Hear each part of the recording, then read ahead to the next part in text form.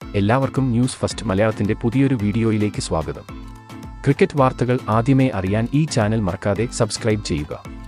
India England മൂന്നാം ടെസ്റ്റിലെ രണ്ടാം ദിനം ഇപ്പോൾ അവസാനിച്ചിരിക്കുകയാണ്. ഇന്ത്യ ഇന്ന് റെക്കോർഡ് ടാർഗറ്റ് നേടിയിട്ടുണ്ട്. അതുപോലെ ഇംഗ്ലണ്ടും ഇന്ന് മികച്ച കളി തന്നെയാണ് കാഴ്ചവെച്ചത്. അപ്പോൾ മൂന്നാം ടെസ്റ്റിലെ രണ്ടാം ദിവസത്തെക്കുറിച്ചാണ് ഇന്നത്തെ വീഡിയോയിൽ നമ്മൾ നോക്കാൻ പോകുന്നത്. 326-5 എന്ന നിലയിൽ നിന്നും ബാറ്റിംഗ് പുനരാരംഭിച്ച ഇന്ത്യക്ക് ഇന്ന് അത്ര നല്ല തുടക്കമല്ല ലഭിച്ചത്. വെറും 5 റൺസ് കൂട്ടിച്ചേർക്കുന്നതിനിടെ ഇന്ത്യക്ക് 2 വിക്കറ്റ് നഷ്ടമായി.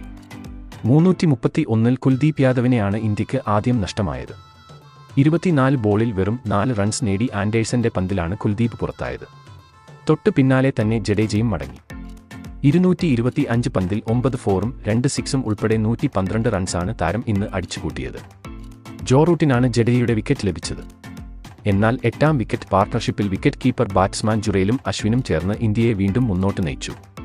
ഇരുവരും 77 റൺസിന്റെ നല്ലൊരു പാർട്ണർഷിപ്പ് കൂട്ടിച്ചേർത്തെങ്കിലും 119ാം ഓവറിൽ ഇന്ത്യക്ക് അശ്വിനെ നഷ്ടമായി. 89 പന്തിൽ 37 റൺസാണ് അശ്വിൻ ഇന്ന് നേടിയത്.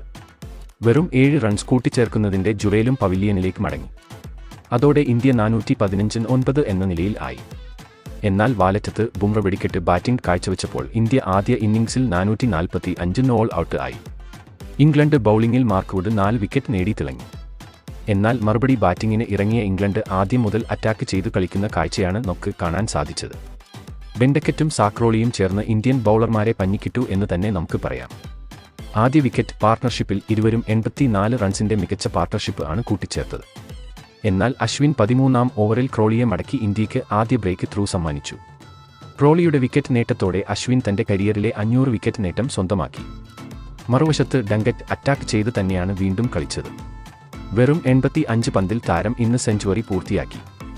ഡങ്കറ്റിന് പിന്തുണയായി പോപ്പ് മികച്ച കളി തന്നെയാണ് ഇന്ന് പുറത്തെടുത്തത്. രണ്ടാം ദിനം അവസാനിക്കുമ്പോൾ ഇംഗ്ലണ്ട് ശക്തമായ നിലയിൽ തന്നെയാണ് തുടരുന്നത്. നാളെ ഇന്ത്യ ബൌളിംഗിൽ മികച്ച പ്രകടനം കാഴ്ചവച്ചില്ലെങ്കിൽ മൂന്നാം ടെസ്റ്റ് ഇന്ത്യയുടെ കൈവിട്ടു പോകാൻ സാധ്യതയുണ്ട്. അപ്പോൾ ഇന്നത്തെ ഇന്ത്യയുടെ കളിയെ പറ്റിയുള്ള നിങ്ങളുടെ അഭിപ്രായം താഴെ കമന്റ് ചെയ്യുക. അതുപോലെ കൂടുതൽ ക്രിക്കറ്റ് വാർത്തകൾക്കായി ഈ ചാനൽ മറക്കാതെ സബ്സ്ക്രൈബ് ചെയ്യുക.